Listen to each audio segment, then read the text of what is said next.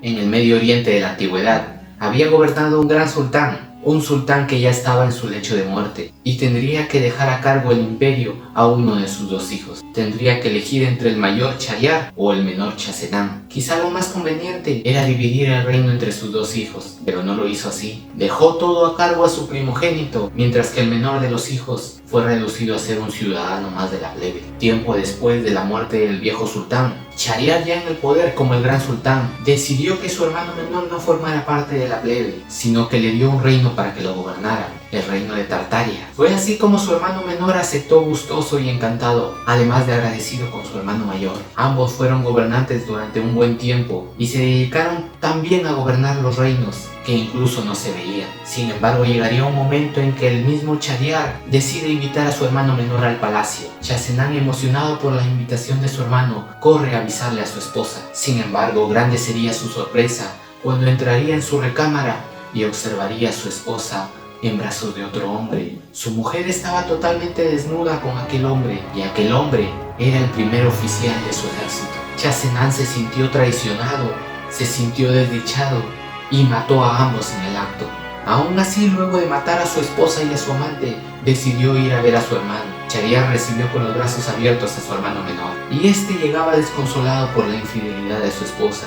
Pasarían varios días juntos, y en uno de estos días, Chasenan descubre que la esposa de su hermano mayor también le es infiel. Fue entonces cuando Chasenan le comenta a su hermano aquella infidelidad de su esposa. Shahryar no le cree hasta verlo él mismo, pero él, a diferencia de Chasenan, decide dejar las cosas así por un momento y emprende una aventura con su hermano, una aventura en busca de un ser más desdichado que ellos, y no regresarían al palacio hasta encontrarlo. No pasaría mucho tiempo y encontrarían a un genio que había encerrado a su esposa en una cajita de cristal. Sin embargo, aquella mujer que estaba encerrada en la cajita de cristal le había sido infiel a su esposo unas 100 veces, y peor aún, con 100 hombres distintos. Fue entonces cuando los hermanos llegaron a una conclusión de que el genio era un ser más desdichado que ellos. Fue así como los hermanos decidieron regresar al palacio, y Shahryar ordenó que estrangularan a su esposa en su delante junto con su amante, que los estrangularan a los dos hasta matarlos. Y ahí mismo Shahryar impuso un decreto. Le ordenó a su visir que cada día le consiguiera una mujer virgen, que se casaría con esa mujer, que pasarían la noche de bodas y que al día siguiente el visir era el encargado de matar a aquella mujer.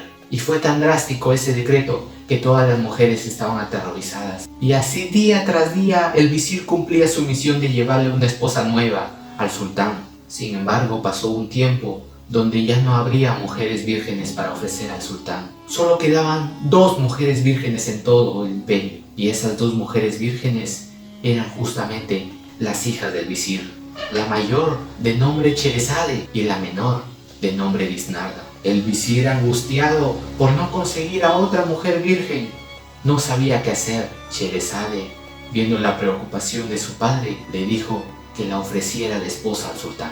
El visir se negó a aceptar la propuesta de su hija. Trató de convencerla, pero Sheresade insistió. Incluso le llegó a contar unos cuentos para hacerla cambiar de opinión, pero aún así Sheresade mantuvo su propuesta. Fue así como el visir, no teniendo otra opción, fue ante el sultán y le ofreció a su hija como esposa. Entonces el sultán se sintió dichoso, porque ya conocía a Sheresade de mucho antes. Había sido una de las mujeres más bellas de todo el reino y todavía lo seguía siendo. Sin embargo, el sultán dejó en claro de que con Sheresade no habría excepción y que al día siguiente tendría que matarla también. Aún así, el visir aceptó. Entonces llamaron a Sheresade y comenzaron los preparativos de la boda. No sin antes, Sheresade le pidió de favor al sultán que ordenara que también trajeran a su hermana. El sultán aceptó gustoso y le mandó a preparar una habitación para la hermana menor.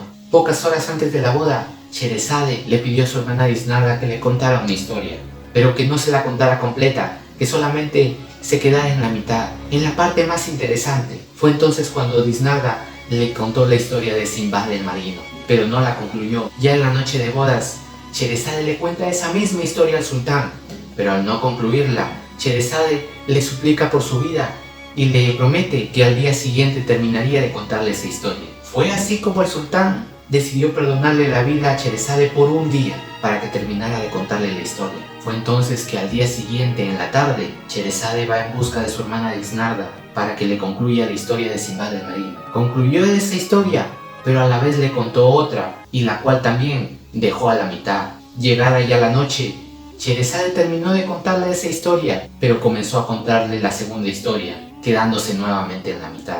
Sherezade le hizo la misma propuesta al sultán, que le perdonase la vida un día más, y al día siguiente concluiría la historia. Fue entonces como al siguiente día, Disnarda terminó de contarle a Sherezade esa historia y comenzó otra historia más, pero también quedándose a la mitad. Sherezade volvería a contarle esa historia al sultán, la concluiría, pero iniciaría otra historia quedándose otra vez a la mitad, y le pediría un día más, que le perdone un día más de su vida. Y así los días pasaron, y todos los días era lo mismo. Concluía la historia anterior y le contaba otra y se quedaba a la mitad. Así transcurrieron 1001 noches, 1001 noches en las que Disnarda ya había tenido a 2 hijos del sultán. Fue entonces cuando decidió eliminar ese decreto que él implantó.